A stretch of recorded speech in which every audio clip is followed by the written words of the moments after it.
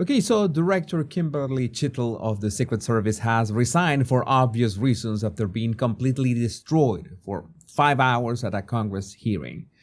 I was making a body language analysis when the news broke, and I decided to change course at that moment because, well, you know how things have been changing so fast lately, one has to act faster. So given the fact that she resigned, it does not mean that this is the end of whatever the Secret Service did that day.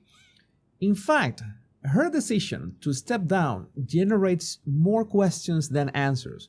And I want to refer to some of those questions that she did not answer at that Congress hearing. And for that, we need to divide the Secret Service job, so to speak, in three parts, which are the parts that will refer to the questions that were asked to Chittle. The first one is the process before events. What does the Secret Service do before an event to make it secure and nothing happens?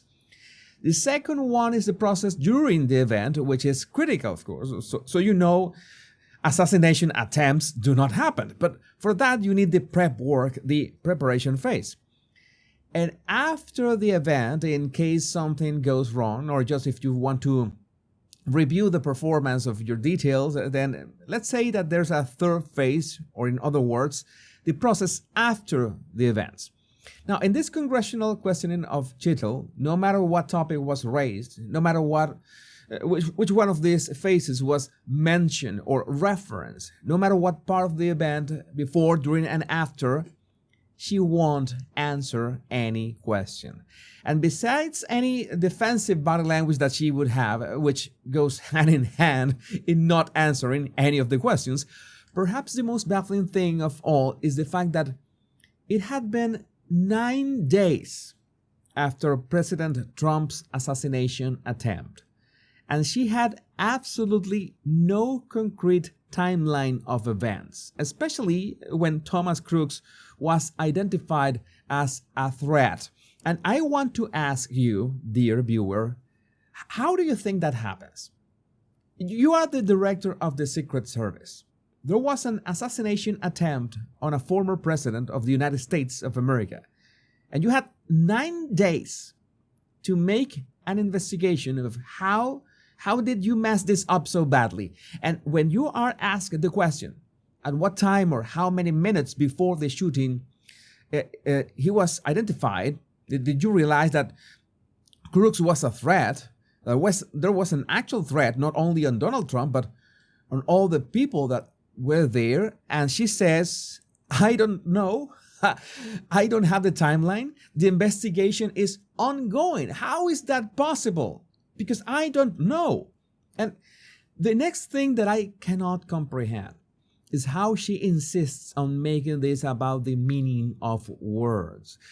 She insists that Crooks was suspicious, but was not a threat.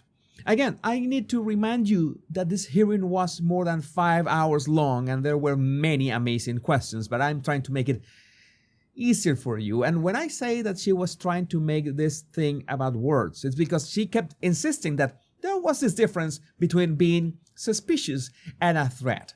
And when she was pressed about, well, when did you realize that he was an actual threat? How many minutes before? She doesn't answer the question directly. It's like she ignores the question and answers, the counter sniper took out Crooks with a single shot. And that moment I told to myself, well, no, she is not answering the question. We are not saying that the counter sniper did not take Crooks out. The question is, how many minutes, 5 minutes, 10 minutes, 15 minutes, how many minutes before did you realize Crooks was a threat? And she did not answer. She says that some minutes before, some time before, some undefined time before, he was suspicious, only suspicious.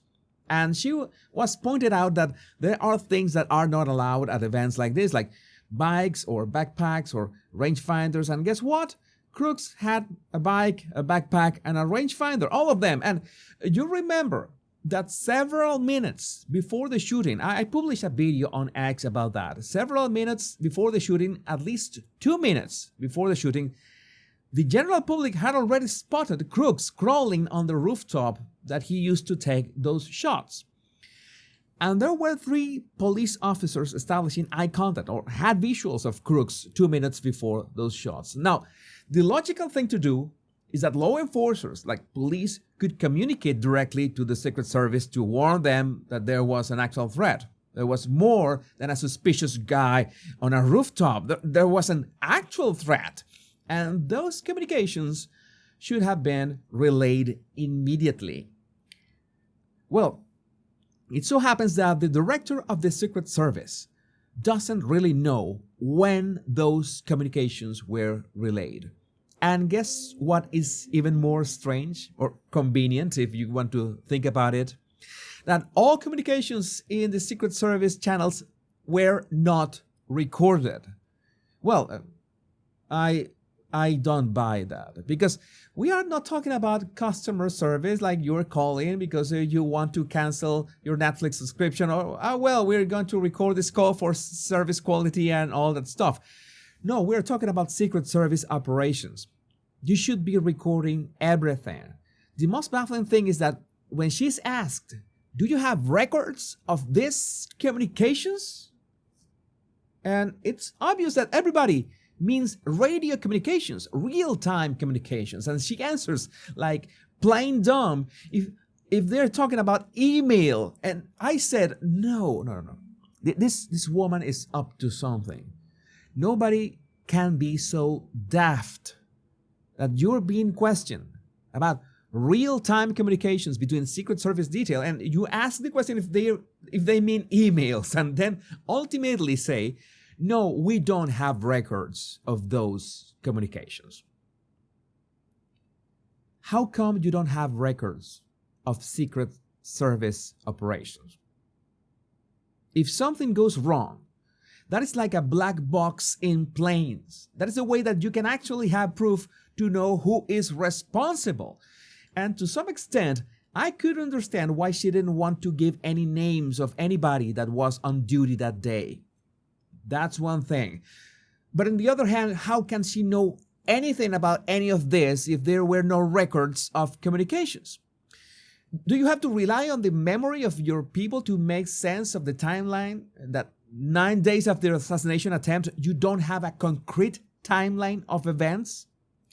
You don't have it right in front of you so you can answer the questions? I'm going to tell you something that is way past outrageous. She couldn't even say if the advance team, those who had to scout the area 5 days prior, she couldn't say if they had identified the rooftop as a threat. And she was, of course, destroyed over the fact that she tried to justify not having any units on that slope because, well, it was a slope. Not to mention that I had to acknowledge that one of the best questions came from Alexandria Ocasio-Cortez, and her question was that the individual in question used an AR-15 to act out this assassination attempt. And an AR-15 has a range of about 400 to 600 yards. How come the perimeter that the Secret Service secures is not even half of that? They know that anyone with an AR-15 and a good scope can land a shot like that. So when I say that this is suspicious, it's like in other videos. There are so many things that are happening that were not expected to happen. President Trump was not expected to be alive after July 13. And of course, we have a domino effect of many things that were not supposed to happen. And as usual, when heads have to roll, it seems that the Secret Service director could have been protected, quote unquote, in case we would be in the other timeline, in the Trump is deleted timeline. But in this timeline, whoever was going to protect her is not protecting her anymore. And that's why she had to resign, especially after that brutal attempt at stonewalling information. She came to answer questions, and she answered no. She even said that she was the most qualified person to have that job. Imagine the level of delusion. So, let's step back and look at the bigger picture here. What are we really dealing with? We have a Secret Service director who, 9 days after an assassination attempt on a former president, can't provide a basic timeline of events. Is this mere incompetence, or is there something more sinister at play? Why would the head of an agency tasked with protecting the most important figures of government be so evasive? What could be so damaging that stonewalling a congressional hearing seemed like the best option? And let's not forget the glaring issues with their security protocols. How is it possible that in this day and age, the Secret Service doesn't secure a perimeter wide enough to counter a threat from a common rifle? Are we expected to believe that they're simply unaware of the capabilities of an AR-15? Then there's the matter of the non-existent communication records. In an era where every phone call to a pizza place is recorded for quality assurance, are we supposed to accept that the Secret Service doesn't keep logs of its operations? What exactly are they trying to hide? And what about the advance team? How could they possibly miss a potential sniper position when scouting the area? It's their job to identify these threats. Were they asleep at the wheel? Or were they deliberately looking the other way? The questions keep piling up, and with each non-answer, each evasion, the mystery only deepens. And what forces are at work here? What is the cabal in charge? Who benefits from this level of obfuscation? I say that this is beyond just mediocrity. Because when something goes this wrong, it's because someone wanted it to go wrong. So ask yourselves, who wanted this to go wrong and why? What is the end game here? But I would love to know what you think about this in the comments. My name is Jesus Enrique Rosas. I'm the Body Language Guy. Much love and bliss.